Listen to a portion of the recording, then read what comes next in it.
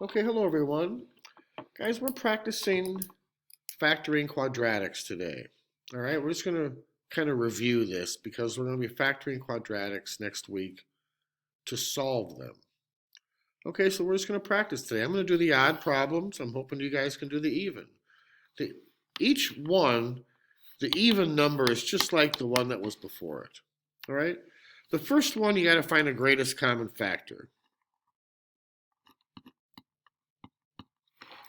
All right.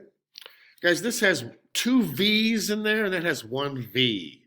So we can take a V out. Take one V out. But then we got to get the 24 and the 60. What I do is I look at the biggest number and I factor it. Okay? So 1 times 60 is 60. And 2 times 30, and 3 times 20, and 4 times 15, 5 times 12, 6 times 10. That's it. All right? And I start the biggest number and I start going down until I find a factor of 24. So 60, 30, 20, 15, 12. Right there, 12. That's the greatest common factor. So put the 12 up here. All right, so I'm going to take 12V out of each one of these. I'm going to put it in front, 12V, and then divide this by 12V. 24 divided by 12 is 2. There's two V's on top and one on the bottom, so now there's one left. And then divide this one by 12V. 60 divided by 12 is 5. And the V's go away. That's it. Guys, and you can multiply 12V times 2V, and you'll get 24V squared. And multiply 12V times 5, and you get 60V. Okay? You guys try this one. All right, number 3. Guys, there's no greatest common factor. You can just simply factor this 10. We're looking for two numbers. When you multiply them together, you get 10. When you subtract them, you get 9. All right, so I'm going to start going. 1 times 10, that's it. 1 minus 10 is 9. That's it. So just go for the answer. Again, I always say just make your brackets, your parentheses. Put the X right here. And guys, I teach my students that plus sign that's in front of the 9 here. I put it right here. And the negative in front of the 10 tells me the signs right here in our answer. These two signs are different. They're not the same. One's a plus and one's a minus. So this one's already plus. So this must be minus, okay? So then put the 1 and the 10 in there. The 1 goes last. Least goes last. Make sure the 10 ends up with the plus sign, okay? Least goes last. Little one goes last, all right? Try this one the same way, okay? And you want two numbers. When you multiply them, you get 36. When you add them together, you get 13. Looks like it's 4 and 9. But remember, they're both negative in this one, okay? All right, number 5. Is there a greatest common factor? Nope. But there's a 7 in front of that p squared, so I have to slide it back. 7 or 5 and 6, you have to slide. So slide back to 7. So now, and I'm just going to write x. I'm not going to write p. I'm just going to use x. This now becomes x squared plus 50x, and then 7 times 7 is 49, okay? Now I can factor the 49.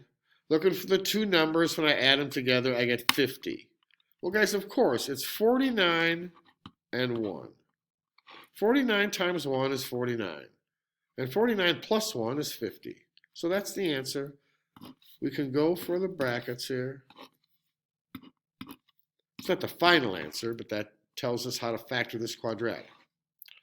That plus sign in front of the 50, I put it right here. And the plus sign in front of the 49 tells me they're both the same sign. So this one's already plus. This one's also plus. And then put the numbers in there. Again, I just put the little one last just for habit. All right, it doesn't matter in this case because they're both plus. But I always put the little one last. All right, now we're not done because remember we slid back the 7 and multiplied it. So now we have to divide the slide back out. So divide the 7, divide the 7. All right, simplify here. 49 divided by 7 is 7. All right, this is already simplified, 1/7. So just take the 7 and put it up in front of the x. That's it. Okay? Guys, the number 6 is the same way. You have to slide it. Slide back to 3. Okay? All right, number 7. Again, is there a greatest common factor? There sure is. In this case, it's 6. All right, so factor out a 6. So I'm taking out a 6. I'm going to rewrite all this as x's, okay? So all I have left here is x squared. 18 divided by 6 is 3. So this is plus 3x. And then 60 divided by 6 is 10. All right, now I can go ahead and factor this. Factor the 10. Looking for two numbers. When I subtract them, I get 3. So it's not 1 and 10. It's 2 and 5. All right, 5 minus 2 is 3. So now I can go for my answer. Leave the 6 in front. Make my parentheses. Put the x here. Again, that plus sign, I put it right there. And the negative in front of that 10 tells me these two signs are different. They're not the same. One's a plus and one's a minus. So this one's the minus. Right, the 2 and the 5, put them in there. The 2 goes here and the 5 goes here. And we're all done. Right, do that one the same way. Factor out the 5. All right, number 9 and 10 are the two hardest problems. All right, you have the first factor, 45, 5, and 50. Take out a 5. So I'm going to take out the 5. That leaves me with 9. I'm going to write x squared plus x minus 10. Again, 45 divided by 5 is 9. 5 divided by 5 is 1. 50 divided by 5 is 10. Now, we can't just go for the answer here because there's a 9 in front of the x squared. So we have to go ahead and slide back the 9.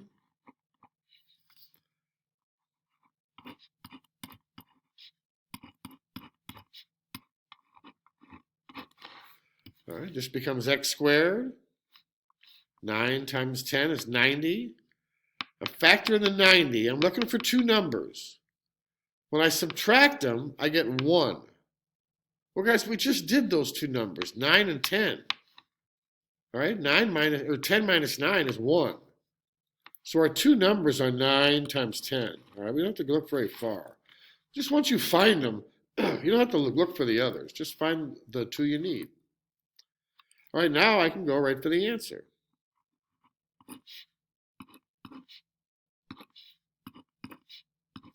And put the x's in. The plus sign goes right here. The signs are different. Put this a minus. 9 and 10, put the 9 here, remember, and the 10 here. Least goes last. All right, we slid back the 9, so I got to divide the slide, and put the answer over here. Now don't forget the 5. The 5 is still there. 10 divided by 9 is simplified. Just bottom up the 9.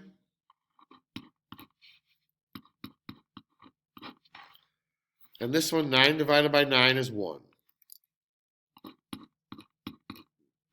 And that's it, x minus 1, okay? Guys, do this one. Again, these are two of the harder problems because you have the greatest common factor and slide.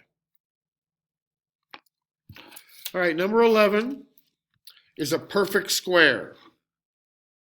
All right, do both of these just like this. Squared.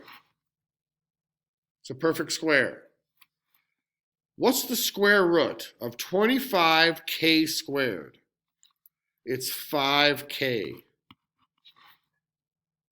What's the square root of 9? It's 3. All right? That plus sign, they're both plus. That's the answer. That's all you have to do, guys. Do the same for this one. This one on the bottom's a little different. It has two terms.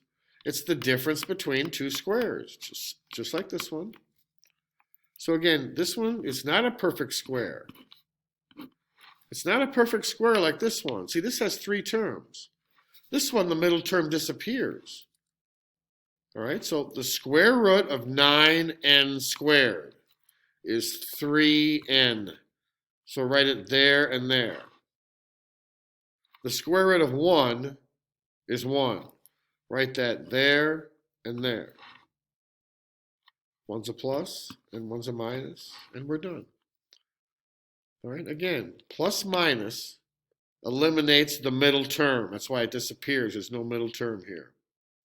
All right, guys, 14 works the same way. I'm running out of time. Thanks for listening.